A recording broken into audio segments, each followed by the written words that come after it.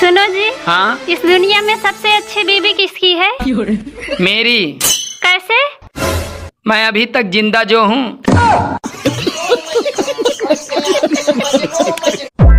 अरे तुम तो खाना खा रही हो। हाँ तो पहले तुम तो सावन का व्रत रखती थी, पर अब क्या हुआ? फिर महादेव ने अपना नाग मेरी किस्मत में लिख दिया, तो अब रखने से क्या फायदा? यार ये बता, जो लोग ऑफिस में ओवर टाइम करते हैं क्या वो सबसे मेहनती हैं?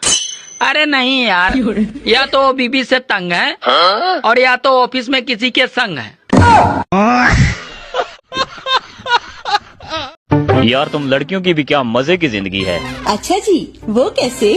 न दिमाग न टेंशन। रुको जरा। ओ बेटा, वो फिर से आ गई। कौन आ गई मम्मी? घर में आग लगाने वाली। कौन मौसी आ गई क्या?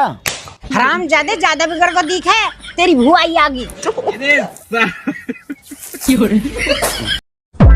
सुनो। हाँ? कहाँ जा रही हो? आज सावन का पहला सोमवार है, मैं मंदिर जा रही हूँ। भोलेनाथ से मन्नत मांगने जा रही हो या शिकायत करने जा रही हो? शिकायत करने। क्या शिकायत करोगी? यही कि है भोलेनाथ, क्या मांगा था और क्या दे दिया। तुम कितनी बदल गई हो, पहले की तरह नहीं रही। मैं बदली नहीं हूँ, तुम लोगों की हरकतें देखकर समझदार हो गई हूँ। क्या बोला तूने? रुको जरा। जी। हाँ? अभी जब मैं ऊपर कपड़े सुखाने गई थी ना, तो सामने वाली पड़ोसन मुझे घूर घूर के देख रही थी। अरे वो तुझे देख के सोच रही होगी। क्या सोच रही होगी? अरे यही कि बेचारा इतना शुद्ध आदमी इस सुफनखा के चंगुल में कैसे फंस गया।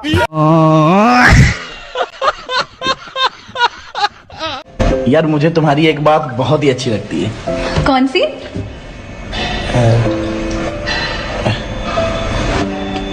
क्या यार, एक ही बात अच्छी लगती थी, वो भी भूल गया मैं।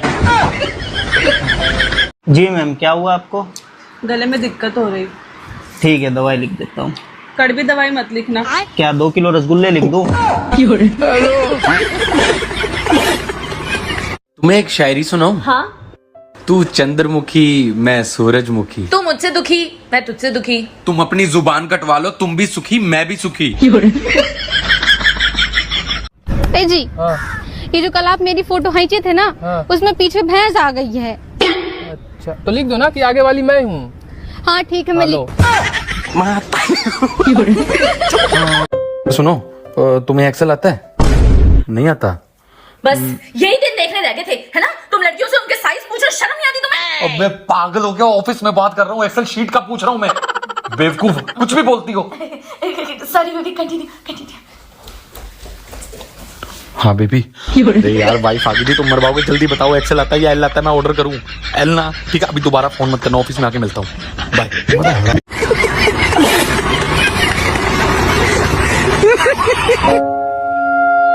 अच्छा बताओ, तुम कभी कॉलेज गई हो? नहीं। क्यों? वो कभी ना मुझे ऊपर चटनी नहीं मिली। क्या नहीं मिली? ऊपर चटनी।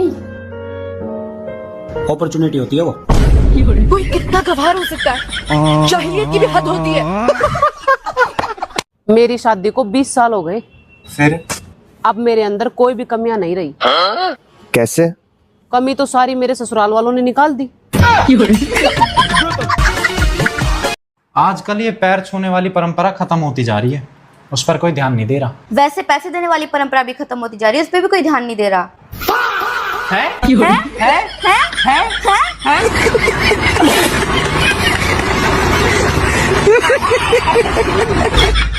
कहो, तुम्हारी सास तुम्हारी माँ है। मेरी सास मेरी माँ है। आप कहो, तुम्हारे देवर तुम्हारे भाई हैं। मेरे देवर मेरे भाई हैं। आप कहो, तुम्हारी नंदे तुम्हारी बहनें हैं। ये सियासी खेल क्यों खेल रहे हैं आप मेरे साथ? आपने कहा सास को माँ मानो, मैंने मान लिया। आपने कहा देवर को भाई मानो, मैंने मान लिया। लेकिन नंदों को बहन नहीं मान सकती मैं। मैंने तुमसे कितनी बार कहा है कि मेरे पास फोन करने की जरूरत नहीं है। तुम्हारी वजह से मेरा घर बर्बाद हो रहा है। मेरे पति के पास फोन करने की जरूरत नहीं है, ठीक है? नहीं वहीं आके तुम्हारी टांगे तोड़ दूंगी, और आज के बाद इस नंबर पे फोन नहीं आ जाना चाहिए। समझ गई बात को?